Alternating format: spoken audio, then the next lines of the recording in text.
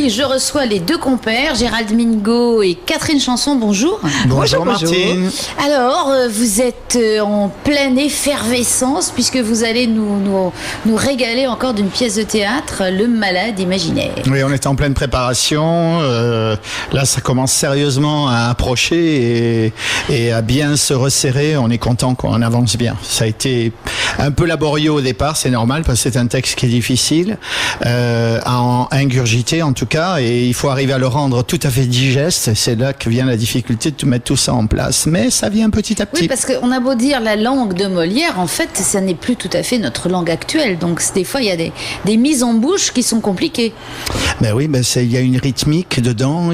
Mais par contre, si on respecte, c'est le même problème qu'on avait pour Georges Dandin d'ailleurs. Si on respecte au mot près le texte, il a été écrit pour être dit comme ça. Donc automatiquement, la magie du comique ne se fait qu'à la condition d'être à la virgule près dans le texte, quoi. C'est là la grosse difficulté. Et après, une fois qu'on le rend, qu'on le donne au public, le public, lui, a l'impression que c'est une chose complètement naturelle, que c'est une langue complètement naturelle, puisque c'était ce qu'on avait dans la plupart des courriers que nous ont envoyés les jeunes après le Georges Dandin. C'était qu'on parlait comme eux, alors qu'on est loin de parler comme eux en scène. Alors, le malade imaginaire, alors c'était au départ aussi une diatribe contre les médecins, puisqu'à l'époque, ils n'étaient pas aussi compétents qu'aujourd'hui. Est-ce que c'est toujours d'actualité ? Alors, moi, je pense que effectivement, il y a les médecins et c'est vrai que Jean-Baptiste Poquelin leur en donne une bonne couche et donne une belle claque. Mais je pense que surtout, il savait très bien qu'il allait mourir quand il a écrit cette pièce. Et il avait vraiment envie de nous offrir son bouquet final. Et en fait, c'est plein de tendresse, d'amour. C'est contre les faux-semblants. Ça reprend en fait un peu tous les thèmes qu'il a déjà pris dans ses autres pièces. C'est vraiment son bouquet final. C'est extraordinaire. Bon, les médecins sont là, mais c'est ça presque que ça. Voilà. Il s'en prend surtout à ceux qui prétendent être quelque chose qu'ils ne sont pas. En réalité. Et en fait, c'est une galerie de personnages de faux semblants. Complètement. Oui, puis c'est un hymne à l'amour, vraiment, à l'amour de son prochain, à l'amour filial, à l'amour à l'amour de la raison aussi. Oui. Du bon sens. Oui. Puis je crois que rarement dans les pièces, il s'est dévoilé comme ça, Molière, sur le côté tendre que pouvaient avoir les personnages. Argan, c'est un personnage qui sonne un peu comme un personnage froid et tout ça, alors qu'en réalité pater familias. Il est plein d'amour pour sa progéniture, et il a beau lutter contre le fait de montrer ses sentiments, mais il y a un moment où il craque, et ça c'est vraiment chouette quoi dans la pièce. Donc la pièce elle est à la fois drôle mais aussi très tendre, très émouvante. Donc c'est ça qui est extraordinaire, vraiment voir toutes ces facettes complètement différentes. On rit beaucoup, mais de temps en temps on peut avoir la larme à l'œil. C'est vraiment beau. Alors, qui joue avec vous ?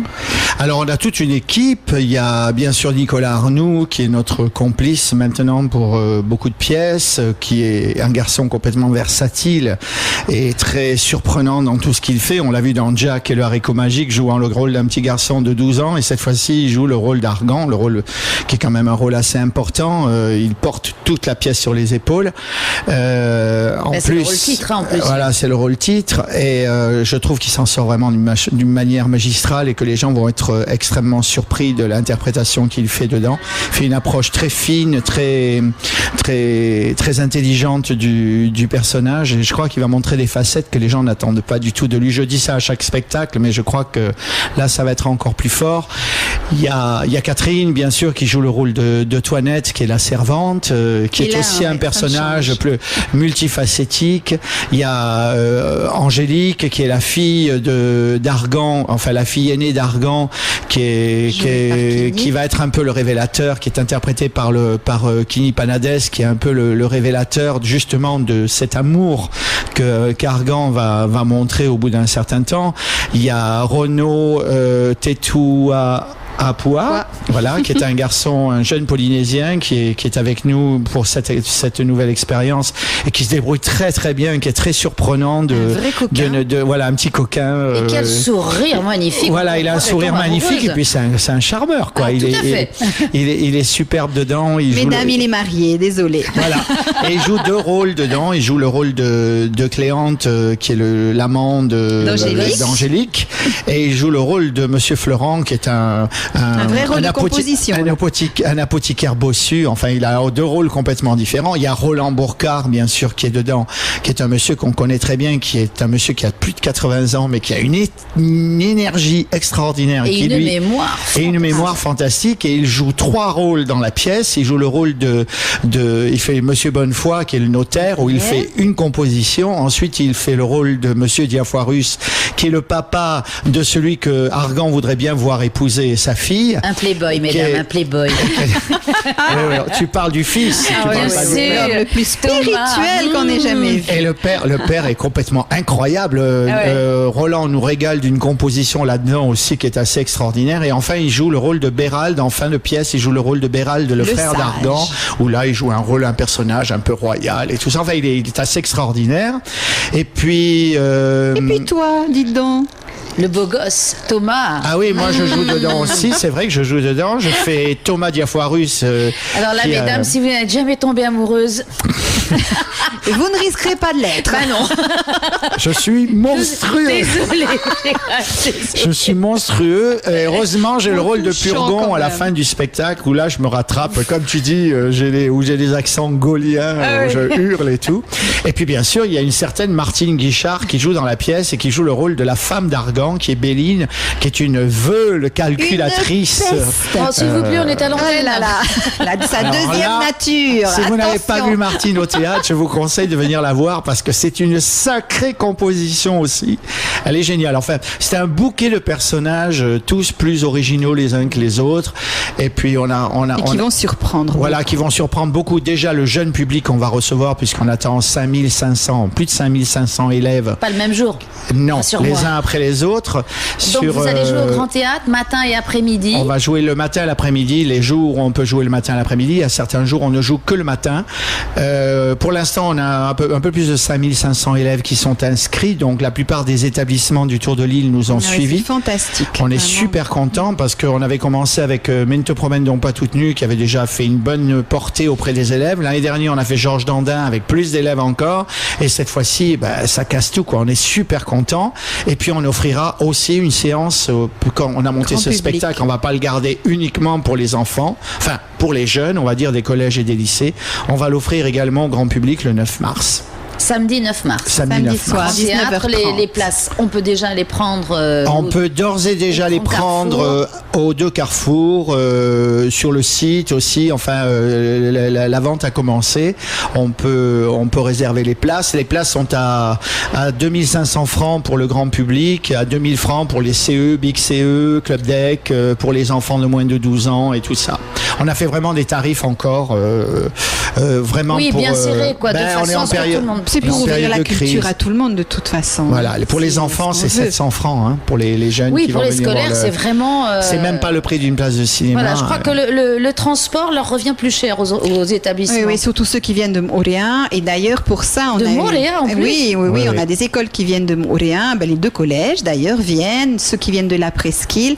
Et pour ça, on a eu une aide fantastique d'un groupe de pétrole local. Je sais pas si on a le droit de le citer. Oui, allez, c'est Total. Ouais, non, Total, extraordinaire. Se sont investis un maximum. Là, on sent qu'ils ont envie de faire quelque chose, quoi. Parce que vraiment, merci. On leur donne très peu en retour et ils nous donnent beaucoup, quoi. Ils donnent beaucoup aux établissements. Ils donnent des bons d'essence. Ils donnent de l'argent aussi. Enfin, c'est vraiment pour essayer de faire venir les gens comme on dit tout le temps que le théâtre ne va pas dans les îles, et bien là, on donne l'occasion au moins Moréa, qui est l'île sœur, de faire venir les gens. Parce qu'eux, ils sont toujours privés, quoi. Ils entendent parler de tout ce qui se fait en ville. Et puis il y a les gens de Taravao aussi qui viennent, on dirait pas, mais ils font quand même 100 km de route pour venir jusqu'ici. Il y a Itia qui vient. Tous les jours, ils amènent des élèves. Non, il y a vraiment des gens qui ont fait des efforts. Vraiment, on remercie les collèges et les lycées privés aussi, religieux, qui nous ont envoyé la totalité de leurs élèves. On est vraiment super, super contents. contents de se sentir soutenus et ça nous donne vraiment envie de continuer et puis de faire des choses pour les éclater, quoi, tous ces gamins. Alors, est-ce qu'il reste encore des places pour les scolaires? Oui, il en reste encore. Il en reste tous les après-midi, en fait. Tout le monde s'est mis plus tôt le matin. Oui. Donc, les après-midi, il y a encore de la place. Surtout le premier après-midi, le 26 février, mardi 26 février. Donc là, il reste encore c'est pas compliqué. On a ouvert 10 séances, je crois. Donc ça fait un peu plus, ça fait 8000 places et on en a 5005 qui viennent. Donc il reste encore 2500 places qui sont plutôt disponibles. Les après-midi. Écoutez, on va mettre ça sur notre site Facebook, puisque je vous rappelle merci. que nous sommes filmés et que vous pouvez partager, puisque vous partagez la culture et la joie de vivre avec nous. Il y a intérêt. Non, et puis on attend les gens nombreux parce que c'est une pièce qui nous a demandé sur peu de temps beaucoup d'investissement personnel. On a essayé de travailler énormément sur les costumes, sur les perruques. Les gens risquent d'être très surpris. Je veux pas vendre la peau de l'ours avant qu'il soit là, mais je crois que les gens vont être très surpris. On a fait une approche assez personnelle. Le décor va être très beau. Ce matin, j'étais en réunion technique avec la Maison de la Culture et je crois que ça va être très chouette. On a une équipe qui s'investit énormément derrière, donc ça va être vraiment du beau spectacle. Et puis, on n'a pas si souvent l'occasion de proposer du théâtre classique ici. Ah bah oui. Et en plus, comme je dis, c'est pas si classique que ça. Alors, le Malade imaginaire, on le voit comme une pièce très classique, mais après, c'est dans la façon dont on amène les choses en scène qui font que, en tout cas, ce n'est pas poussiéreux du tout, quoi. Mais ça, on te fait confiance pour nous entraîner sur des pays magiques. Oui, c'est vrai. En tout cas, merci Catherine, merci Gérald. Merci à toi Martine. Alors, une petite chose, c'est vrai que tu vas ouvrir aussi un atelier. Oui. On peut en parler? Oui. À partir du mois d'août, je vais ouvrir l'atelier théâtre Gérald Mingo. Il y a déjà, on peut aller sur Facebook, aller sur atelier théâtre Gérald Mingo, se renseigner. On peut m'envoyer un message, je répondrai. Et ça va être ouvert à toutes les classes d'âge. Et surtout, je vais essayer de donner une formation complète. C'est-à-dire que la plupart des cours de théâtre se cantonnent souvent à donner des cours de théâtre. Moi, je vais essayer d'aborder le maquillage, la mise en scène, l'écriture de pièces, les décors, les lumières, le coaching aussi pour la présentation personnelle et tout ça. Enfin, j'essaie d'aborder plein de facettes qu'on a un peu tendance à survoler. Là, je voudrais vraiment insister dessus. En dehors des heures de cours, enfin, dans le cadre des heures de cours, mais en dehors des heures de cours de théâtre, aussi une formation qui soit une initiation qui soit complète au théâtre. Oui, alors sacré programme, d'autant qu'il va y avoir aussi une petite surprise en fin d'année scolaire, le clan des veuves, avec notre amie Aude, Catherine, Nicolas, tu reprends toujours les mêmes, la même bande. Qui se préparent, pas la même bande, il y a des nouvelles têtes qui débarquent à chaque fois. Et... Oui, on a deux jeunes qui vont venir avec nous, et puis, qui mettent le pied à l'étrier. Donc voilà, pour l'insatiable Gérald et ses petits camarades, après le Malade, on peut savoir qu'on a encore un spectacle. Ah oui, non, mais il y en a plein d'autres qui arrivent derrière, c'est clair. Merci. Merci à toi. Allez, rendez-vous très prochainement. À très bientôt. Vous écoutez Taoui FM.